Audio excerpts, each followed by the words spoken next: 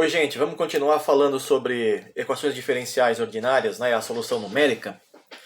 Primeiro eu vou relembrar o que a gente viu na última aula, que era sistemas de equações diferenciais ordinárias, né? A gente poderia escrever um sistema desta forma aqui, né? Onde eu tenho várias derivadas de várias funções, uma função y1, a sua derivada y1' aqui, em relação a uma variável independente t. y2 aqui, etc., até o yn'. Cada uma delas é uma função conhecida de todas as funções e do tempo. A gente viu um exemplo, né, como esse daqui. Ó. Eu tenho duas funções, y1 e y2, cujas derivadas são dadas por essas fórmulas aqui, essas funções de y1, y2 e tempo. Né? Essa aqui seria o f1 de y1, y2 e tempo. É bem simples, né? Depende só de y2, na verdade. Né? E aqui seria f2 de y1, y2 e tempo, que na verdade também é bem simples, depende só de y1. E aí eu escrevia, né, uma equação matricial, né, y', y seria o y1, y2, né, um vetorzinho coluna. E isso aqui é igual menos y2, y1. Certo? É simples de resolver isso no computador. Eu tenho que falar qual é também a condição inicial, né? y0, nesse caso aqui, ó, é 1, 0. E aí montava o sistema no computador e resolvia. Vai nos dar a solução aqui exata, bem parecida. Né? Um círculo, y2 em função de y1, né? Ou um seno e um cosseno. Bom, o que eu quero fazer agora é resolver equações diferenciais ordinárias de ordem superior, onde aparecem derivadas segundas, derivada terceira e assim por diante. Qualquer derivada que não seja derivada primeira, né? Pode ter também a derivada primeira lá no meio, mas a maior derivada é a derivada de ordem 2, 3, 4, seja lá o que for, né? Que interessa no seu problema. Um exemplo é o que a gente viu em modos normais, quando a gente viu, por exemplo, este problema aqui de dois osciladores harmônicos acoplados por 3 molas, né, de constantes K1, K2 e K3. Quando a gente estava falando sobre esse assunto, a gente viu que o sistema de equações diferenciais é este, ó, né, onde aqui eu tenho derivada segunda, né, de x1, 2 pontos, x2, 2 pontos. Né? O x1, 2 pontos, é o d2, x1, dt2. Coisa parecida para o x2, 2 pontos. Então, aparecem derivadas segundas aqui. Mas eu só sei resolver este problema. Ou melhor dizendo, o seu computador só sabe resolver numericamente este problema, onde eu tenho uma derivada primeira, é uma função de todas as funções, né, y, e do próprio tempo, da própria variável t. Aqui eu tenho, se eu quiser escrever dessa mesma maneira, eu tenho, se eu chamar o y, né, de x1 e x2, como a gente fazia lá na outra aula, nas aulas passadas, né, o que eu tenho aqui, na verdade, é o y, duas linhas, né, ou 2 pontos, 2 linhas, é uma certa função de y e de t. Né? Então aqui a primeira função é essa, a segunda é essa. Não depende explicitamente do tempo, mas depende de x1 e x2, ou seja, depende do y. Né? Então eu tenho uma derivada segunda aqui. Este problema não está aparentemente na mesma forma do que este. Né? Mas por outro lado, né, a resposta para resolver isso no seu computador é bem mais simples do que você pode estar pensando agora. Basta reescrever o sistema acrescentando algumas variáveis auxiliares, tá? Por exemplo, né, vamos ver aqui para este caso. Aqui está o sistema original de EDOs, tudo bem? Onde aparecem derivadas segundas, né? Agora eu vou introduzir duas variáveis auxiliares, ó, que são, nesse caso aí, a interpretação física é clara, a velocidade da partícula 1, velocidade da partícula 2, tá? E aí eu vou chamar de y. Y vai ser qual vetor? Para mim vai ser esse aqui, ó. Por exemplo, né?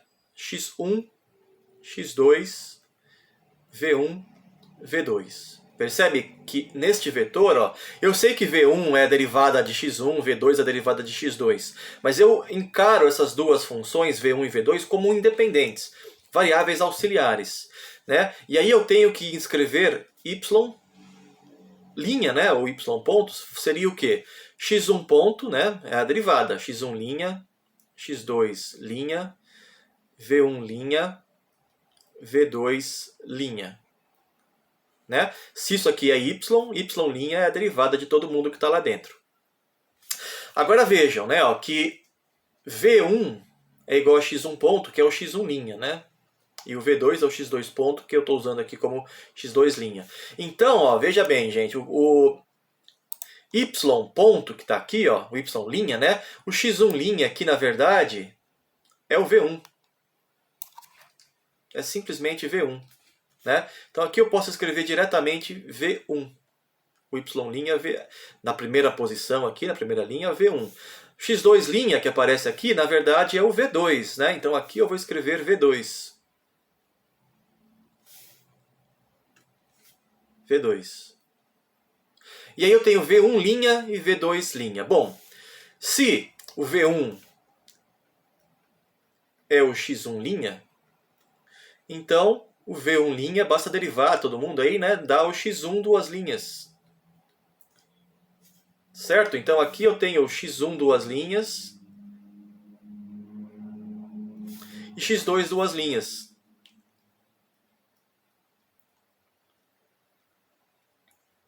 Agora vejam, né, que o x1 duas linhas é isso aqui, ó. É a derivada temporal, né? Esse aqui seria o x2 duas linhas. Então eu conheço a expressão, né? x1 duas linhas, eu posso passar a massa para o outro lado aqui, ó, divide por m1. Esse é o x1 duas linhas. Da mesma maneira, o x2 duas linhas, basta pegar isso aqui e dividir por m2. Percebem, gente? Então tá aqui, ó, o y', que é isso aqui, né? x1', x2', v1', v2'. Na verdade é o V1, como está aqui, né? O V1, V2, o x1 duas linhas, que eu sei da equação diferencial original, da mesma maneira o V2'. Ou seja, né? Finalmente eu reescrevi o sistema, né? y' é igual a um f que depende do próprio y e, porventura, do tempo. Então eu transformei um problema de ordem superior, né? Um problema onde apareciam as derivadas de segunda ordem, no caso, em um problema onde aparecem só derivadas de primeira ordem. Aqui, ó, x1 ponto é a derivada primeira, derivada primeira, derivada primeira, derivada primeira. Só que para isso eu tive que introduzir duas outras variáveis auxiliares, né? Então eu tinha um problema de duas EDOs de segunda ordem, né? Eu terminei em um problema aqui de 4 EDOs de primeira ordem, né? Então aqui eu tinha duas EDOs de ordem 2, né? Porque a máxima derivada é de ordem 2. Duas EDOs de ordem 2, cada uma, né? E aqui eu tenho 4 EDOs de ordem 1. Cada uma tem ordem 1. Tá? E este problema eu sei resolver. Vou lá no Python, né? Deixa eu colocar o código aqui para vocês. Vou aqui no Python e descrevo o problema, gente. Olha aqui, ó. Né? Eu posso agora escrever esse problema em formato, como a gente viu na solução, usando o ODEINT, né? Aquela função que está no SciPy Integrate. Que é essa função aqui, ó. Né? F YT, né? Nesse caso seria dada pelo que está na apresentação, né? Está aqui, ó. Seria esse bicho todo aqui. Deixa eu chegar na apresentação aqui, ó. Esse aqui é o F de YT, né? Vamos voltar lá no código. Aqui, ó, FYT. Então aqui eu defino, né? Eu tenho aqui as 4 variáveis, ó, x1, x2, v1, v2, né? Que é o y. x1, x2, v1, v2. Aí a derivada de x1 é o próprio V1. Derivada de x2 é o V2, né? Derivada de V1 vem da equação diferencial, assim como a derivada de V2. Retorno tudo, né? Daí eu posso dizer qual é a condição inicial, né? Aqui a condição inicial está dizendo que o x1, 0, no instante inicial, era 0,5. E todos os outros, né? O x2 no instante inicial é 0. O V1 no instante inicial é 0 e o V2 no instante inicial também é 0. É o que está dizendo aqui esta linha, né? Então reparem que eu preciso de 4 condições iniciais, né? Eu tenho 4 equações lineares, né? 4 equações diferenciais de primeira ordem, né? Preciso de 4 condições iniciais. Certo? Daí o que eu faço? Eu defino qual é o meu problema, né? Eu acho um passo aqui para subdividir o tempo até um t máximo, crio lá as variáveis, a mesma coisa de antes, gente, não mudou nada, tá? E faço o gráfico que eu quiser depois que resolvi a equação diferencial usando ODEINT. Tá aqui o ODEINT, né? Ordinary Differential Equation Integrator, integrador de equações diferenciais ordinárias. Em uma linha você resolveu a equação diferencial. Obviamente você precisa dizer antes, né, qual é a equação diferencial, falando qual é a função. Está aqui. A função f que depende do y e do t. E aí resolve aqui. O resto é só você tratar os dados, né, para fazer o gráfico, ou você obter as suas informações. Vamos rodar isso, pessoal, para a gente ver o que acontece? Deixa ele pensar para criar os gráficos e a animação. Tá aqui, ó. Então eu tenho aqui um gráfico, gente, ó, veja bem, aqui de x1 e x2 em função do tempo. Aqui a velocidade em função do tempo. Então vocês veem aí o movimento é bem intricado, né? Eles vão lá fazendo um balé ali. Uma sobe, uma desce, ou seja, uma oscila para um lado, a outra para o outro, e fica lá oscilando assim, de maneira acoplada, parece bem complicado, né?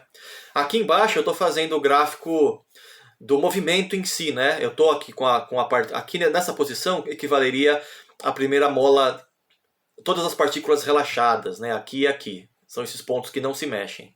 E aí eu estou colocando o x, né? x1 aqui deste lado, x2. Como lá você tem as duas molas, as duas partículas presas à mola ali oscilando.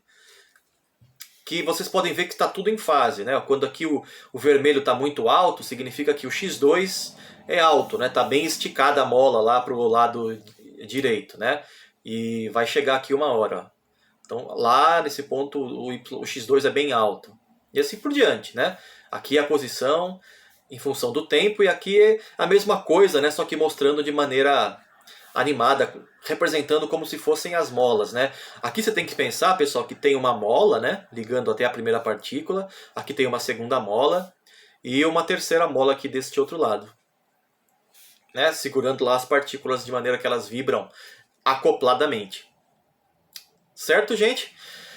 Por esse vídeo tá ok. Na sequência eu vou falar de mais um exemplo para a gente, né, aplicar novamente esse problema em um caso bem conhecido, tá? Então até daqui a pouco, pessoal. Valeu!